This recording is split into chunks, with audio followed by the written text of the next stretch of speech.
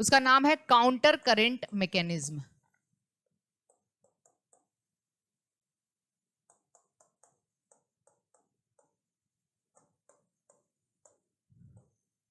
ठीक है, counter current mechanism, this is very very important. ये काउंटर करंट मैकेनिज्म क्या है? ठीक है, काउंटर करंट मैकेनिज्म देखेंगे कि ये कहाँ होता है, इसका मकसद क्या है, इसमें क्या क्या पार्ट इन्वॉल्व होते हैं, क्या सारी चीजें। तो देखिए काउंटर करंट मैकेनिज्म में सबसे पहली चीज रिक्वायर्ड है ना, for the concentration of urine. Urine को कंसंट्रेट करने के लिए ये मैकेनिज्म हमें चाहिए। किसको कंसंट्रेट करने के लिए? यूरिन को कंसंट्रेट करने के लिए इस मैकेनिज्म की जरूरत पड़ती है। अगर ये मैकेनिज्म ना हो, हमारे किडनी के अंदर काउंटर करंट मैकेनिज्म ना हो, तो यूरिन कंसंट्रेट नहीं हो पाएगा, मतलब वाटर यूरिन के साथ बाहर जाना स्टार्ट कर देगा, तो इससे आपकी बॉडी से वाटर का लॉस हो सकता है। दूसरी चीज है कि ये कहाँ होता है, तो फाउंड इन दो जगह देखने मिलता है, बर्ड्स एंड मैमल्स। बर्ड्स और मैमल्स में ये देखने मिलता है, बर्ड्स और मैमल्स में होता है। ठीक है, इसके बाद पार्ट इन्वॉल्व या आप कह सकते हैं स्ट्रक्चर्स इन्वॉल्व इन। कौन कौन से स्ट्रक्चर इन्वॉल्व होते हैं इस मैकेनिज्म के अंदर? तो आप याद रखना, इस मैकेनिज्म के अंदर loop of Henle and Vasa रेक्टा involve होता है। तो आप कहेंगे कि इसमें जक्स्टा मेडुलरी नेफ्रॉन्स यूज होते हैं। ठीक है, चलिए दूसरी चीज क्या है? Solute involve. किन किन सॉल्यूट का मेन रोल होता है यहाँ पे? तो आप देखेंगे कि सोडियम क्लोराइड और यूरिया, ये दो ऐसे इंपॉर्टेंट सॉल्ट्स या सॉल्यूट हैं जो इस काउंटर करंट मैकेनिज्म के अंदर इन्वॉल्व होता है। काउंटर करंट मैकेनिज्म का मेन उद्देश्य क्या है, इसका मेन मोटो क्या है? यूरिन को कंसंट्रेट बनाए रखना। क्या बनाए रखना? यूरिन को ज्यादा से ज्यादा हाइपरटोनिक या कंसंट्रेट बनाए रखना। बताइए मैम। सेलेक्टिव समीक्षा पांडे बताया तो। समीक्षा पांडे थोड़ा सा ध्यान से समझिए, एक सेकंड रुक जाइए।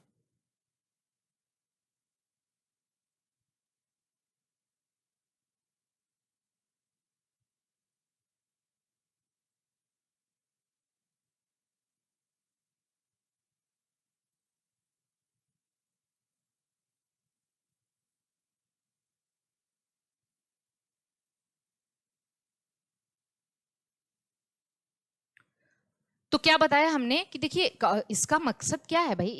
इसका मकसद यही है कि एनायन के जैसे जैसे फ्लूइड नीचे पास होता जा रहा है, उसका आयनिक बैलेंस भी तो बनाए रखना होगा, ताकि आप उसको वो मेड्यूला के अंदर रह सके। अभी हम चीजें काउंटर करंट मैकेनिज्म में और अच्छे से समझा रहे हैं। और बाकी कुछ जो भी यहाँ पे आप कह लीजिए कि जो भी ड्रग्स वगैरह हैं, है ना, ये इसमें ब्लड कैसा है, ये तो बात आपको अच्छे से पता होनी चाहिए कि ड्रग्स है जो अनवांटेड सब्सटेंसेस हैं, इसको भी यहाँ पे डाल दो, है ना, क्योंकि ये तो यूरिन बनाने जा रहा है।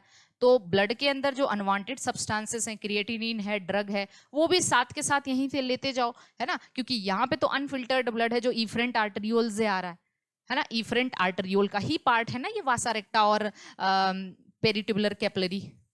तो इसके अंदर तो फिल्टर्ड ब्लड है नहीं, वो ब्लड एकदम पूरा वैसे ही पड़ा हुआ है। उसके अंदर भी नॉन जो है जरूरत की चीजें होंगी जिसको हम यूरिन में डाल देते हैं, नेफ्रिक फिल्ट्रेट के अंदर डाल दिया जाता है। यही है ट्यूबुलर सिक्रीशन। ठीक, चलो अब देखिए काउंटर करंट का मेन मकसद क्या है, हमने आपको बताया कि ये यूरिन को कंसंट्रेट बनाए रखना। यूरिन को क्या करना? कंसंट्रेट बनाए रखना। याद रखना ये बर्ड्स और मैमल्स की प्रॉपर्टी है और इनमें दो पार्ट इन्वॉल्व होते हैं। लूप ऑफ हेनले की बात करें तो काउंटर करंट इसको इसलिए कहते हैं कि हम अगर लूप ऑफ हेनले देखें तो लूप ऑफ हेनले का ये जो हमारे पास ये स्ट्रक्चर है, this is the loop of Henle. Loop of Henle में ब्लड फिल्टर हो रहा है, ब्लड बह रहा है, सॉरी लूप ऑफ हेनले के अंदर फिल्ट्रेट है, क्या है? Nephric filtrate. Nephric filtrate. तो यहाँ पे नेफ्रिक फिल्ट्रेट जो कि अपोजिट डायरेक्शन में फ्लो हो रहे हैं। अपोजिट डायरेक्शन में फ्लो मतलब काउंटर करंट हो रहा है। साथ ही साथ अगर हम इसी के चारों तरफ वासा रेक्टा बना दे, देखो इसी के चारों तरफ हम वासा रेक्टा बना रहे हैं। वासा रेक्टा का और भी फंक्शन आपको बता रहे हैं कि वासा रेक्टा का और फंक्शन क्या होता है। तो वासा रेक्टा के अंदर ब्लड है भाई, सीधी सी बात है, वासा रेक्टा के अंदर ब्लड है, ठीक है, वासा रेक्टा के अंदर ब्लड है। तो यहां से ब्लड नीचे आ रहा है,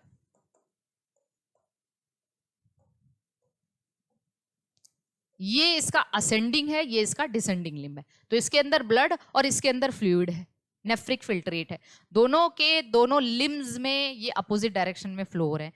इसके अंदर क्या है, लूप ऑफ हेनले में फिल्ट्रेट है ना, इसके अंदर फिल्ट्रेट है और वासा रेक्टा में ब्लड है, दोनों अपोजिट डायरेक्शन में बह रहे हैं। इसका क्या सिग्निफिकेंस है बताते हैं। और कुछ सोडियम क्लोराइड और यूरिया ये काउंटर करंट में इंपॉर्टेंट रोल प्ले करते हैं। अभी इसके बारे में डिस्कशन कर रहे हैं तो आपको बहुत अच्छे से चीजें समझ में आ जाएंगी। बताइए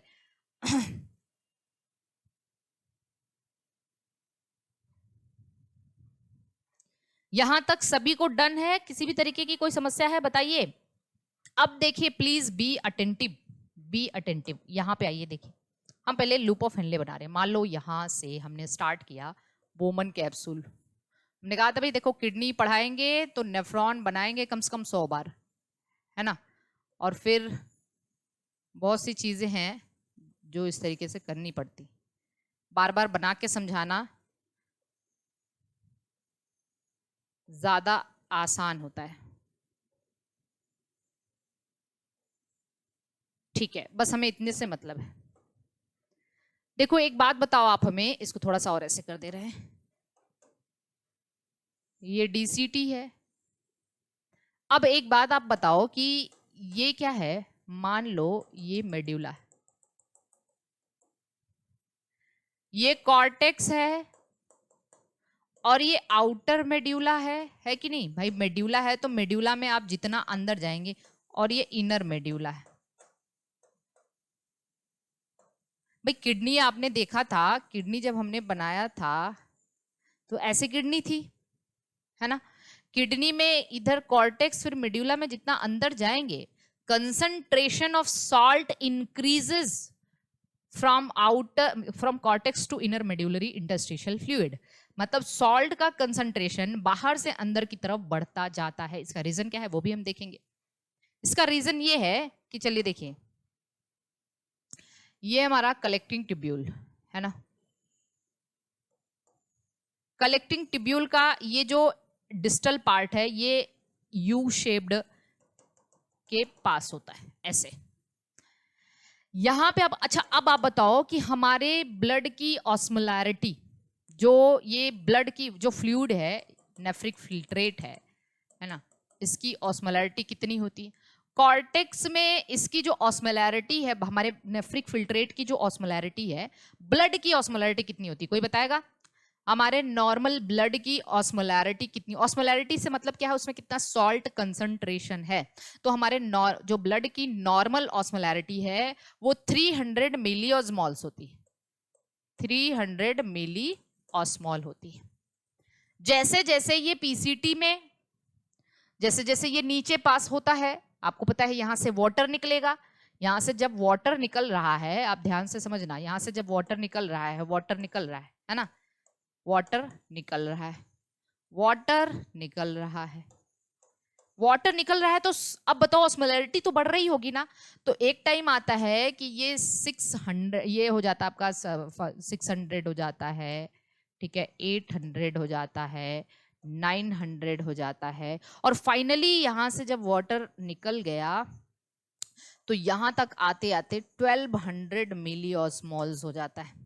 बताओ जैसे जैसे, मतलब क्यों भाई, क्यों फिल्ट्रेट जैसे जैसे डाउन पास होता जाता है वैसे वैसे उसकी ब्लड की जो फिल्ट्रेट है उसकी ऑस्मोलैरिटी बढ़ रही होती। ऑस्मोलैरिटी बढ़ने का रीजन क्या है, क्योंकि जब 300 था तो फिर उसमें से वाटर बाहर गया, फिर वाटर बाहर गया, फिर वाटर बाहर गया, है ना। पीसीटी के लेवल पे 70 से 80% वाटर एब्जॉर्ब हो गया था। फिर वाटर जैसे जैसे वो नीचे आ रहा है, वाटर बाहर निकलता जा रहा है, तो इसकी ऑस्मोलैरिटी बढ़ेगी कि नहीं, सॉल्ट कंसंट्रेशन तो बढ़ेगा, वाटर बाहर चला जा रहा है। अब क्या होगा इसके बाद ये, अब ऐसा क्यों है, क्योंकि इस इनर मेड्यूलरी इंटरस्टिशियल फ्लूइड की ऑस्मोलैरिटी भी उसी हिसाब से मेंटेन है। फ्लूइड का ये मेडुला है, मेडुला में यहाँ 600 ऑस्मोलैरिटी होगी, 800 होगी, फिर 900 होगी, फिर 1200 होगी। जैसे जैसे आप कॉर्टेक्स में 300 है, तो कॉर्टेक्स से मेड्यूला में जब जैसे जैसे आप बढ़ रहे हो वैसे वैसे उस मेड्यूला के अंदर आयनिक कंसंट्रेशन बढ़ रहा है, तो उसमें वो लिम्ब कैसे रहेगा, है ना। ये फ्लूइड भाई जैसे जैसे इस फ्लूइड को भी इसमें रहना है तो उसकी ऑस्मोलैरिटी उसके बराबर होनी चाहिए, नहीं तो फिर क्या होगा, अगर ऑस्मोलैरिटी बराबर नहीं है तो क्या होगा कि आयंस बाहर जाने लग जाएंगे या अंदर आने लग जाएंगे, हाई कंसंट्रेशन से लो, तो इक्विलिब्रियम में होना चाहिए। तो मेड्यूला का जितनी ऑस्मोलैरिटी होती है उतना ही फिल्ट्रेट की ऑस्मोलैरिटी होनी चाहिए।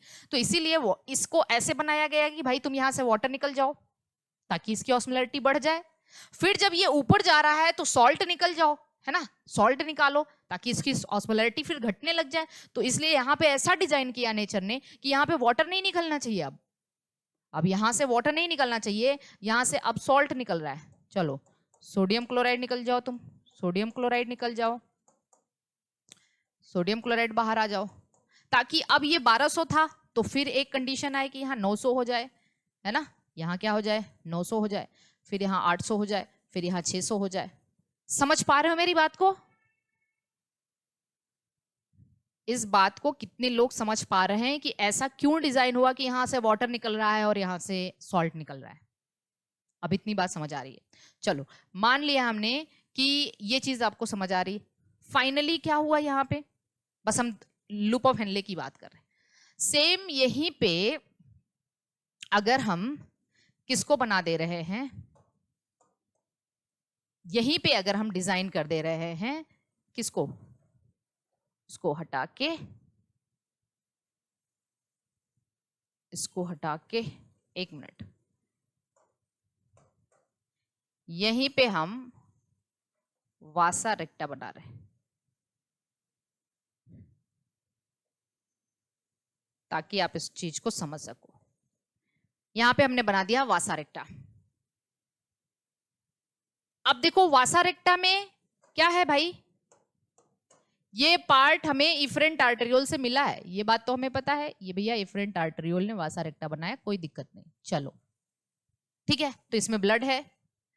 अब ठीक है, इसकी ऑस्मोलैरिटी, इस ब्लड की ऑस्मोलैरिटी तो भाई 300 है, लेकिन ये नीचे कैसे रहेगा, ये नीचे कैसे रहेगा, इसकी ऑस्मोलैरिटी 300 है, तो जैसे जैसे वासा रेक्टा में ब्लड बह रहा है नीचे की तरफ आ रहा है, तो उसको ब्लड, उसकी ऑस्मोलैरिटी बढ़नी चाहिए कि नहीं, बढ़नी चाहिए। तो क्या होना चाहिए, बढ़नी चाहिए तो होता यह है कि जो NaCl, जो NaCl, क्योंकि अब 300 है तो इसमें सॉल्ट ऐड करना होगा तभी उसकी ऑस्मोलैरिटी नीचे जाते जाते बढ़ेगी।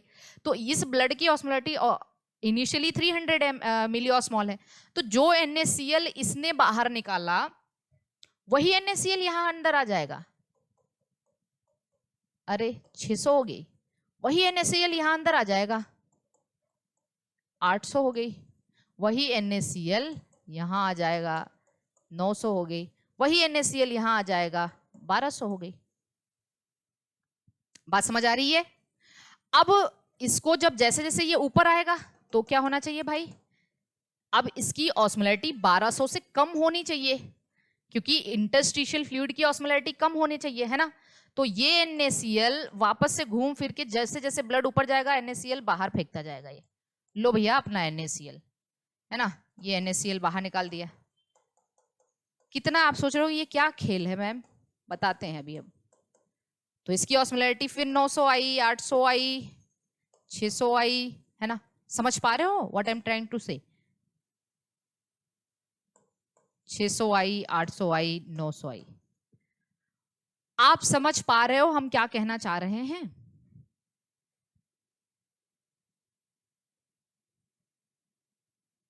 कि ये पूरा खेल कैसे हो रहा है, अब ऐसा क्यों हो रहा है, क्यों इस NaCl को मेड्यूलरी इंटरस्टिशियल फ्लूइड में ज्यादा बनाए रखना है। ठीक है,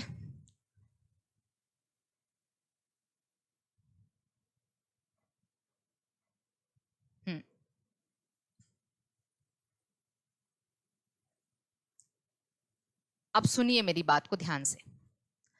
ये जब ये 1200 है ना, इसने NaCl को फिर इधर गया तो ये बाहर निकाला, तो आपने देखा कि जो NaCl ascending limb of loop of Henle से ALOH से बाहर आ रहा है, that NaCl is exchange with the descending वासा रेक्टा। इसे DVR कह देते हैं, इसको DVR, और ये क्या है AVR। जो NaCl असेंडिंग LOH से बाहर आ रहा है, that is entered into descending VR, और फिर NaCl again come back to medulla via ascending VR, ascending VR से यहां आ गया। मतलब कुल मिला के आपको ये बात समझना है कि वापस से इस NaCl को यहां मेड्यूला के अंदर क्यों बनाए रखना है। अब आपको और आगे अच्छी बात बताते हैं, समझना। फिर हमारे पास यहाँ पे है कलेक्टिंग डक्ट। अब हम इस कलेक्टिंग डक्ट को आगे लेके आ रहे हैं, समझिए एकदम कंसंट्रेट होके समझिए। ये है कलेक्टिंग डक्ट CT। CT के डिस्टल पार्ट से हमने कहा था यहां से यूरिया भी आता है भाई, इनर मेड्यूलरी इंटरस्टिशियल फ्लूइड में यूरिया आता है। यूरिया यहाँ पे लगातार यूरिया का हाई कॉन्सेंट्रेशन बना रहता है, और ये यूरिया का हाई, पूरी यूरिया यहाँ पे है ना, और वो धीरे धीरे वो यूरिया फिर इसमें एक्सचेंज हो जाता है। यहां से ये यूरिया यू लिख दे रहे हैं, यहां से फिर आके यूरिया रिसाइकलिंग बताया था। अब ये दो चीज आप देख रहे हो, दो सल्यूट का खेल है सारा, NaCl और यूरिया का खेल है। NaCl और यूरिया का पूरा खेल है। क्या है यूरिया और NaCl का खेल, देखते हैं। अगर इस NaCl और यूरिया को हम इस लुका छिपी के खेल में व्यस्त ना करें, लुका छिपी का खेल समझ रहे हो ना, ये मतलब इसको इन्हीं यहीं से लेके यहीं तक बनाए रखना है, कि इनको इतना बिजी रखो कि ये, क्योंकि आपको पता है आयंस की टेंडेंसी होती है कि अगर उनको हम, आयंस की टेंडेंसी क्या होती है, वो अपने हायर कॉन्सेंट्रेशन से लोअर कॉन्सेंट्रेशन चले जाएंगे। कॉर्टेक्स में इसका आयन का कंसेंट्रेशन कम है, कॉर्टेक्स रीजन में आयन का कंसंट्रेशन कम है। तो अगर इस NaCl और यूरिया को हम इतना बिजी ना रखें इन सारी चीजों में, तो NaCl and urea will move from its higher concentration to lower concentration. और अगर ये यहां से यहां मूव कर जाएंगे तो फिर तो इक्विलिब्रियम बना देंगे, आयन का कोई डिफरेंस ही नहीं रह जाएगा, कंसंट्रेशन का कोई डिफरेंस ही नहीं रह जाएगा, एक का एक पूरा इक्विलिब्रियम हो जाएगा। तो हमारी पूरी कोशिश ये होती है कि NaCl और यूरिया को यहाँ पे बिजी रखना है, बिजी रखना इन द सेंस कि ये यूरिया और NaCl यहां ना जाने पाए।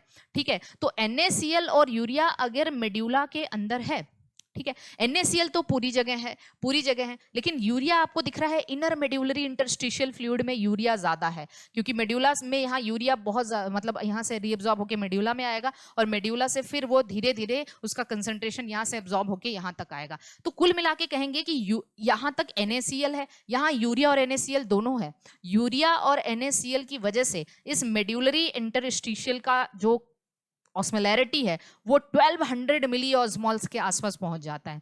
यहाँ पे क्यों 1200 हो गया है, क्योंकि यहाँ पे यूरिया भी तो है ना, और इतना हाई ऑस्मोलैरिटी होने का रीजन क्या है?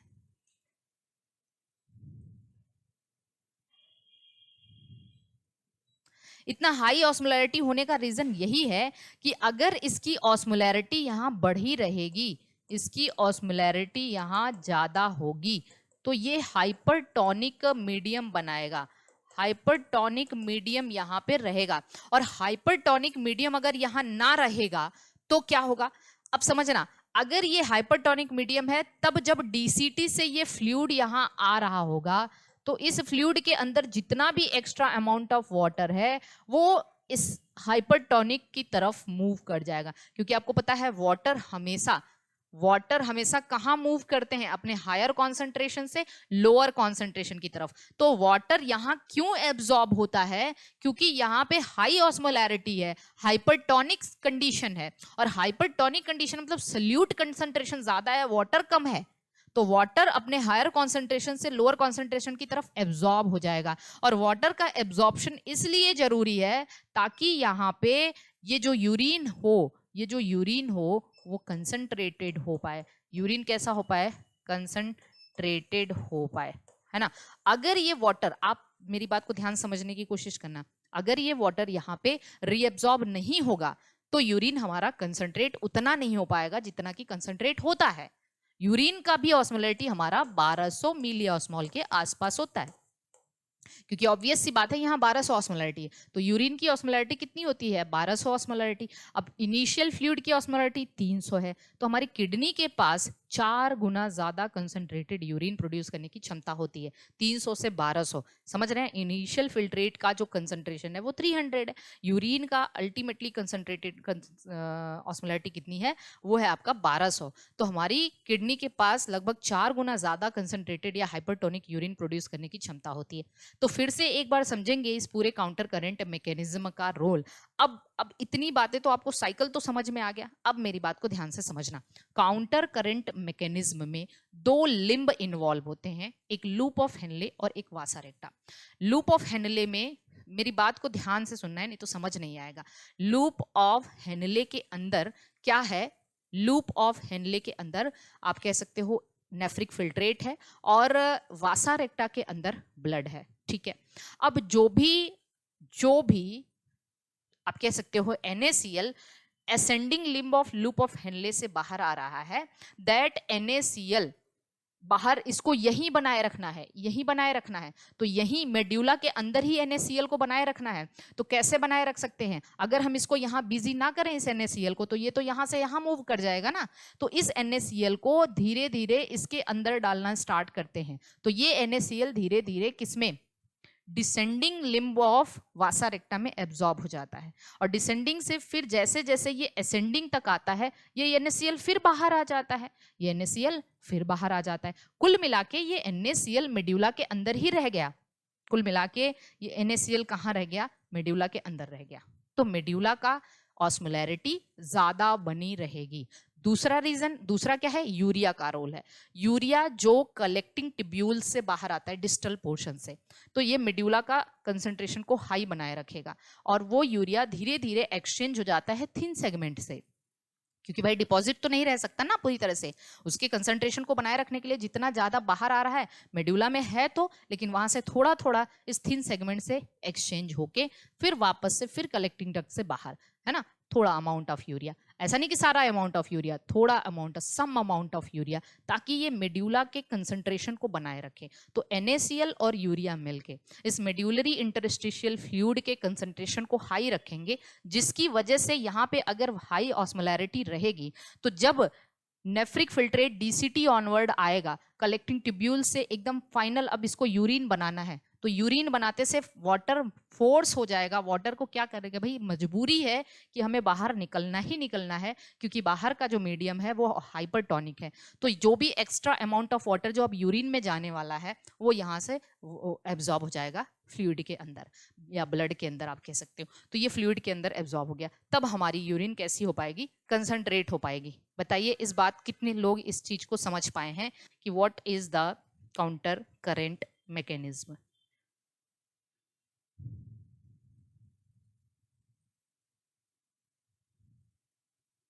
हाँ शिवांगी तिवारी, आपने बिल्कुल सही कहा। इन शॉर्ट आयनिक कंसंट्रेशन को ही बनाए रखना है मेड्यूला के अंदर। अगर हम मेड्यूला के अंदर आयनिक कंसंट्रेशन को और ये सब चीजें नहीं करेंगे तो क्या होगा? जो यूरिया यहाँ निकल रहा है वो धीरे से यहाँ चला जाएगा, जो NaCl यहाँ निकल रहा है वो मूव कर जाएगा यहाँ, तो एक का एक पूरा कंसंट्रेशन हो जाएगा, कहीं कोई डिफरेंस ही नहीं रह जाएगा, है ना। समझ आ रहे हैं?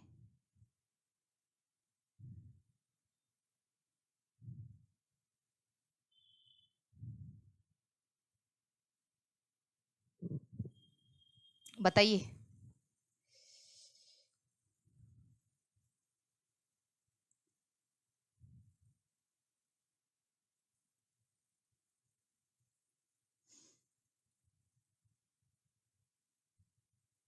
पहले बताइए, कंसंट्रे आपको ये पूरा एकदम समझ आ गया क्या काउंटर करंट मैकेनिज्म? लिखवा दें, थोड़ा सा लिखवा दें। आप समझ गए हो इन चीजों को ना? उल्टा तो नहीं लिखोगे ना आप?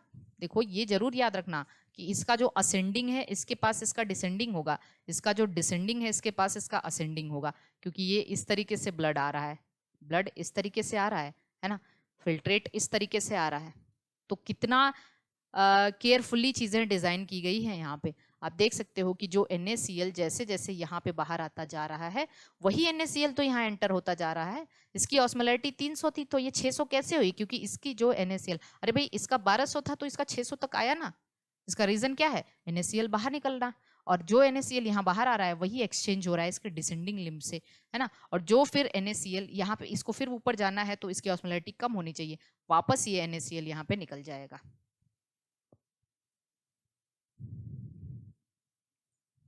और यूरिया रीसाइक्लिंग भी आपने देखा।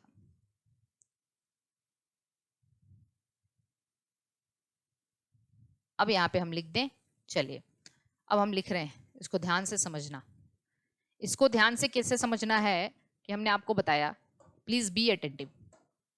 काउंटर करंट मैकेनिज्म में आपने देखा, काउंटर करंट मैकेनिज्म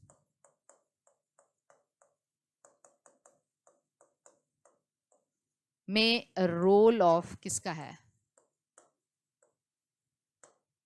किसका रोल है भाई?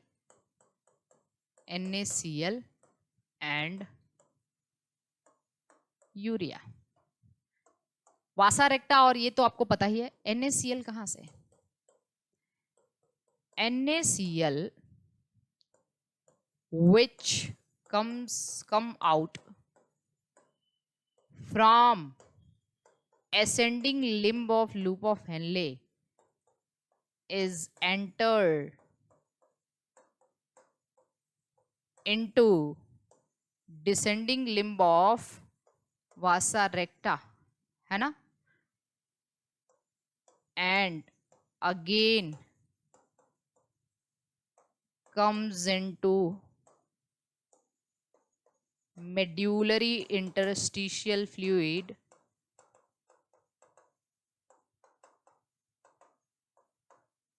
from ascending VR। ठीक, urea which comes out from distal part of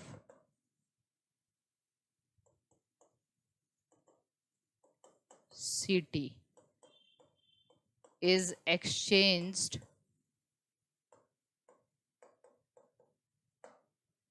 with a thin segment of ascending limb of loop of Henle and again come back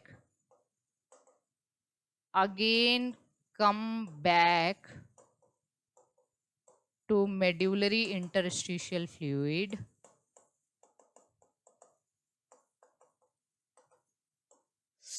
via CT।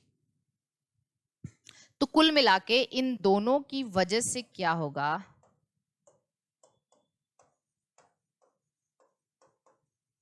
Osmolarity of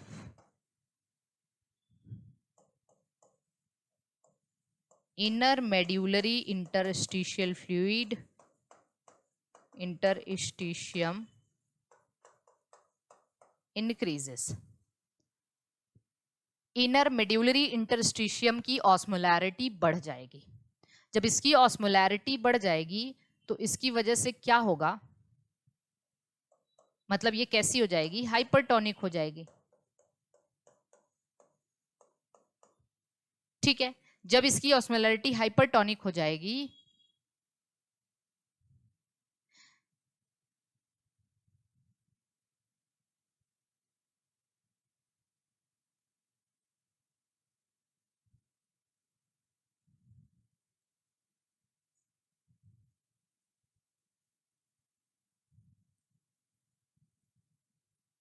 जब वो कैसी हो जाएगी? Hypertonic हो जाएगी।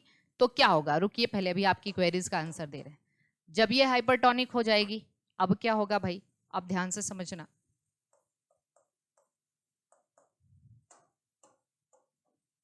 तो आप कहेंगे water maximum amount of water.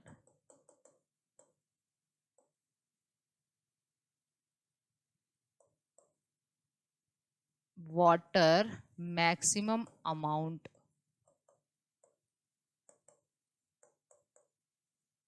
of water reabsorbs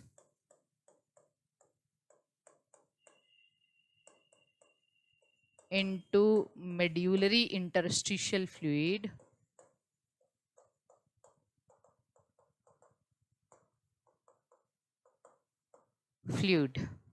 maximum amount of water reabsorbed into medullary interstitial fluid from CT. तो यूरिन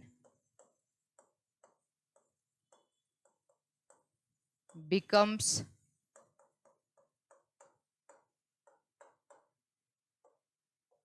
hypertonic. यूरिन कैसा हो जाएगा? Hypertonic.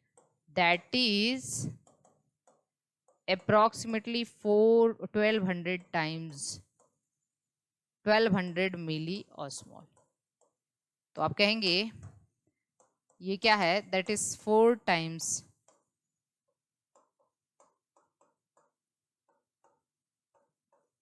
concentrated than 4 times concentrated than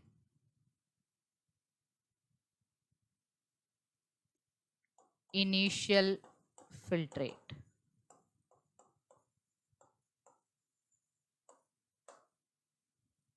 ठीक है, 4 times कंसंट्रेटेड क्या हो जाएगा? Initial filtrate.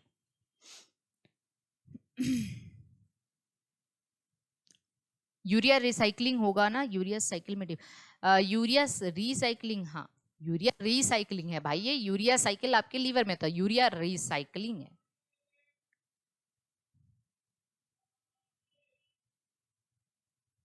ठीक है. अरे उसके फर्दर बहुत सारे मैकेनिज्म हैं शिवांगी तिवारी, आप भी समझ रहे हो. वो सारा फिर NaCl आपकी बॉडी फ्लूइड में, इंटरस्टिशियल में, बहुत सारी जगहों पे रीअब्सॉर्ब होता रहेगा. ठीक है, तो बहुत सारे इसके प्रोसेस हैं, बहुत सारे मैकेनिज्म हैं.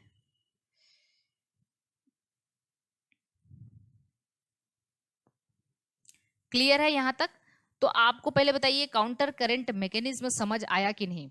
क्या बताया हमने? एक बार वापस देख लीजिए, एक बार वापस इसको समझने की कोशिश करिए कि हमें कुल मिला के अपने मेड्यूलरी इंटरस्टिशियल फ्लूइड का जो हम कह सकते हैं ऑस्मोलैरिटी है उसको मेंटेन करना होता है, उसको ज़्यादा बनाए रखना होता है.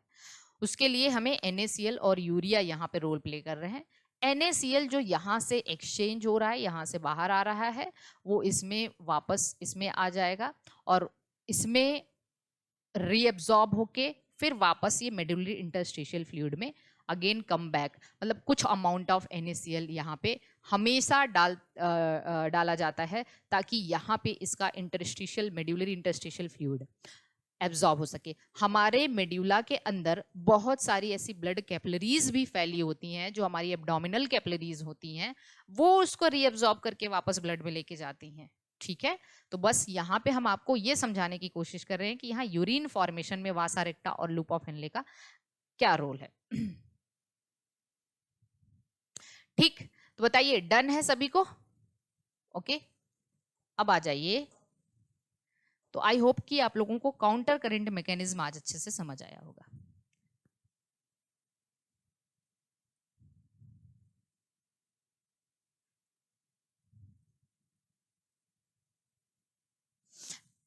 लाइट चली गई है, इतनी गर्मी हो रही है कि क्या बताएं. चलिए, अब क्या बचा?